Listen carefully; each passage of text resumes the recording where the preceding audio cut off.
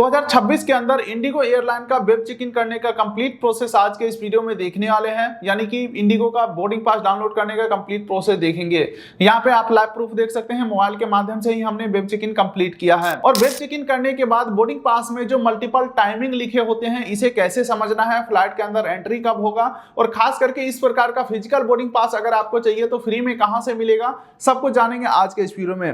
तो बेहतर जानकारी के लिए हम आ जाते हैं मोबाइल के स्क्रीन के ऊपर और complete process step by step देखते हैं। इसके लिए दोस्तों किसी भी ब्राउजर के गूगल में हमें टाइप करना है इंडिगो वेब चेक इन, और ये जो पहला लिंक आ रहा है web check in IndiGo with seat, इस लिंक के ऊपर आपको क्लिक कर देना है। और इस प्रकार से हम आ जाते हैं इंडिगो एयरलाइन का वेब चेक इन करने वाले प्रोसेस के ऊपर। यहाँ पे सबसे पहले आपके पास दो डिटेल तो होनी चाहिए, पीएनआर नंबर और पैसेंजर का लास्ट नेम। तो जिस भी एप्लीकेशन या जिस भी वेबसाइट से आपने फ्लाइट टिकट बुक किया होगा, वहां से आपको पीडीएफ देख लेना है, या बुकिंग में जाकर के देखोगे तो आपको पीएनआर नंबर का ऑप्शन जरूर दिखेगा।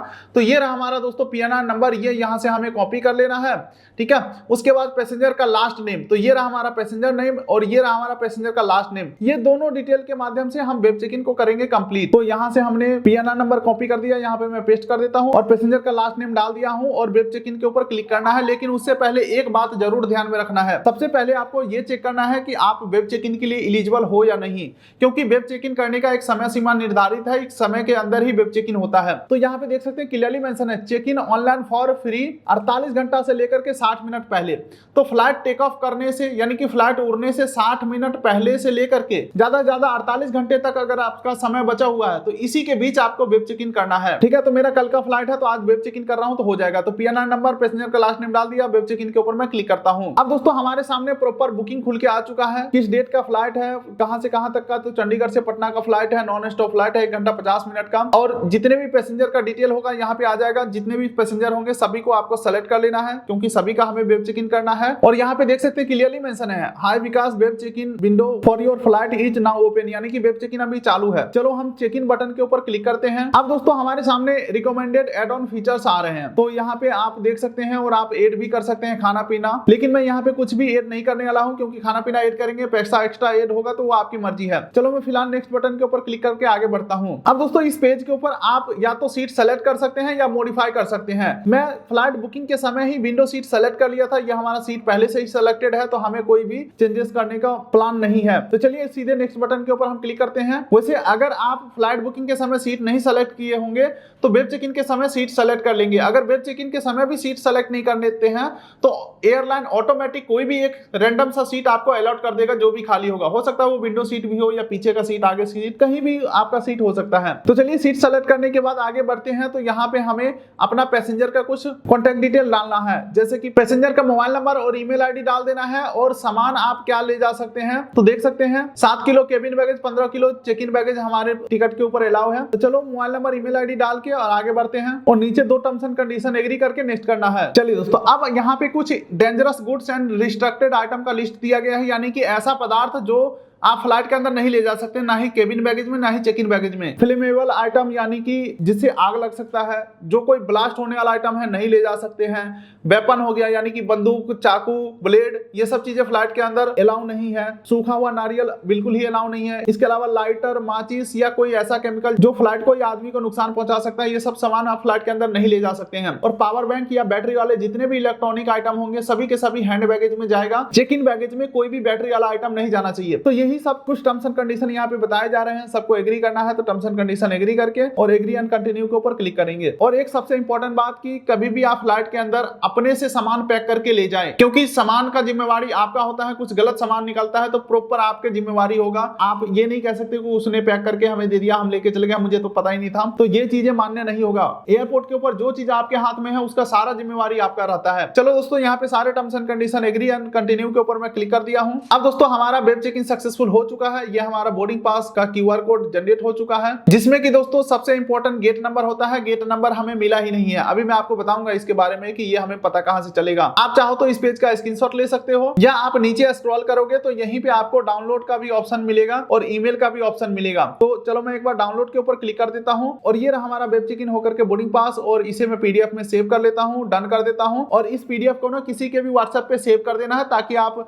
दोबारा जब टिकट निकालने जाओ तो व्हाट्सएप पे जाकर जाकर के चैट से तुरंत पीडीएफ निकल जाएगा। अब सबसे इंपॉर्टेंट पॉइंट पे वापस आते हैं। इस बोर्डिंग पास के ऊपर जितने भी चीजें लिखा हुआ है इसे समझना कैसे है। तो सबसे पहली बात कि आपका पैसेंजर का नाम यहाँ पे बिल्कुल ही सही सही होना चाहिए। और आगे बढ़ते हैं तो ये आ जाता है फ्लाइट नंबर। ये फ्लाइट नंबर कहाँ पे काम आएगा, तो जैसे ही आप एयरपोर्ट के ऊपर पहुंचोगे तो जगह जगह के ऊपर फ्लाइट स्टेटस डिस्प्ले लगे रहते हैं। वहां पे इस फ्लाइट नंबर को एक बार सर्च करना है और देख लेना है आपका फ्लाइट टाइम पे है या लेट चल रहा है। ठीक है, उसके बाद अगला जाता है गेट नंबर। तो ये गेट नंबर आपको एयरपोर्ट के ऊपर जाकर के ही पता चलेगा। ये गेट नंबर एक तरीके से प्लेटफॉर्म नंबर टाइप का समझ लो। जैसे कि हम रेलवे स्टेशन के ऊपर जाते हैं तो टिकट के ऊपर तो प्लेटफॉर्म नंबर नहीं लिखा रहता है, क्योंकि एट ए टाइम किस प्लेटफॉर्म के ऊपर ट्रेन आएगा ये तो स्टेशन मास्टर डिसाइड करता है उस समय के अनुसार। तो वेब चेक इन हम एक दिन पहले ही किए हैं और डेली 100 की संख्या में फ्लाइट उड़ता है, तो उस समय इस फ्लाइट को कौन सा गेट अलॉट होगा ये एयरपोर्ट के ऊपर जाकर के ही पता चलता है। ठीक है, तो ये आपको फ्लाइट स्टेटस डिस्प्ले में अपना फ्लाइट सर्च करके और गेट नंबर पता कर सकते हैं। अगला आ जाता है दोस्तों बोर्डिंग टाइम। ये बोर्डिंग टाइम और आपका जो फ्लाइट टेक ऑफ का टाइम है इन दोनों टाइमिंग में फर्क होता है। फॉर एग्जांपल दोस्तों टिकट बुकिंग करते समय 7 AM हमारा फ्लाइट का टाइम दिखाया गया था, लेकिन बोर्डिंग टाइम 6:20 में ही है। यानी कि ये जो टाइमिंग है बोर्डिंग टाइम, इस टाइम में हमें फ्लाइट के अंदर बैठने के लिए एंट्री कर जाना है। ठीक है, और ये टाइमिंग इसलिए भी जरूरी है क्योंकि फ्लाइट उड़ने से 25 मिनट पहले आपका फ्लाइट का गेट ही बंद हो जाएगा। जी हाँ दोस्तों, ऐसा नहीं है कि 7 बजे फ्लाइट उड़ेगा तो 6:55 में हम फ्लाइट में बैठ जाएंगे, ऐसा नहीं होता। 25 मिनट पहले फ्लाइट का गेट बंद हो जाता है और ये यहाँ पे छोटे शब्दों में लिखा भी हुआ है। तो बोर्डिंग टाइम यानी कि फ्लाइट के अंदर एंट्री करने का टाइम आपका ये रहा। अब जोन को आप बिल्कुल ही इग्नोर कर सकते हैं। मान के चलो एक फ्लाइट में 200 आदमी को बैठना है, तो जोन का मतलब होता है कि भाई हमने 50-50 का 4 लाइन लगवा दिया। अब उस समय लाइन कौन देखता है, कोई आगे चला गया कोई पीछे चला गया, तो लाइन को कोई वैल्यू नहीं करता। तो जोन को आप इग्नोर कर दो, इसे कोई दिक्कत वाली बात नहीं है। अगला इंपॉर्टेंट आ जाता है सीट नंबर। तो सीट नंबर आपको पता ही है कि फ्लाइट में सीट होता है, अपने सीट पे जाकर के बैठ जाना है। इसके अलावा दोस्तों डिपार्चर टाइम देख सकते हैं यहाँ पे, हमारा डिपार्चर टाइम जो है फ्लाइट का, यानी कि फ्लाइट उड़ने का टाइम है 7:05। तो इस टाइमिंग से हमें कोई मतलब नहीं है क्योंकि ये कैप्टन अपने हिसाब से फ्लाइट को उड़ाएगा। बस आपको इस टाइमिंग से मतलब है एंट्री कर जाना है। इसके अलावा अगर आप मान लो कोई खाना पीना बुक किया होगा तो वो आपको यहीं पे सर्विसेज के अंदर क्या खाना बुक किया है वो आपको यहीं पे लिखा रहेगा। बाकी अगला आ जाता है सीक्वेंस। सीक्वेंस को भी आप इग्नोर कर सकते हो जिस तरीके से जोन को हम इग्नोर करते हैं। सीक्वेंस का मतलब क्या होता है, फ्लाइट में 2 गेट होते हैं। तो कभी कभी क्या होता है, यहाँ पे बताया जाता है कि 1 से 60 नंबर सीट तक का जो है ना पहले नंबर गेट से एंट्री करेगा और उससे का आगे का पैसेंजर जो है ना दूसरे नंबर गेट से एंट्री करेगा। तो लोग यहाँ पे भी इस चीज को इग्नोर कर देते हैं, लाइन लगने वाला चीजें। तो आप सीधे शब्दों में समझ लो जोन और सीक्वेंस को आप बिल्कुल ही इग्नोर कर दो, कोई दिक्कत वाली बात नहीं है। और बाकी सारी चीजें हमने आपको बता दिया जो इस टिकट के ऊपर है, और इस साइड में जितना चीजें दिया हुआ है और यही सारी डिटेल इस साइड भी शॉर्टकट में दिया हुआ है। अब रही बात दोस्तों इस प्रकार का फिजिकल बोर्डिंग पास आपको कहां से मिलेगा, तो जैसे ही आप टर्मिनल बिल्डिंग के अंदर एंट्री करते हो सभी एयरलाइन का काउंटर दिखेगा। आपको जाना है जिस भी एयरलाइन का टिकट है आपके पास, जैसे कि मेरे पास इंडिगो का टिकट है तो इंडिगो एयरलाइन के काउंटर के ऊपर जाएंगे और अपना पीएनआर नंबर दिखाएंगे और अपना आईडी प्रूफ दिखाएंगे, तो इस प्रकार का फिजिकल बोर्डिंग पास वो प्रिंट करके हमें दे देंगे। हालांकि इस फिजिकल बोर्डिंग पास के अलावा भी आप डिजिटल रूप से भी दिखा करके जा सकते हैं, यात्रा कंप्लीट कर सकते हैं। बाकी आपकी मर्जी, फिजिकल लेना चाहे तो फ्री में मिल जाएगा, कोई दिक्कत वाली बात नहीं है। उम्मीद करता हूं ये वीडियो आपको अच्छा लगा, तो वीडियो कर दिए लाइक, चैनल कर दिए सब्सक्राइब, ताकि मिलेंगे ऐसे किसी अगले वीडियो में। तब तक के लिए नमस्कार।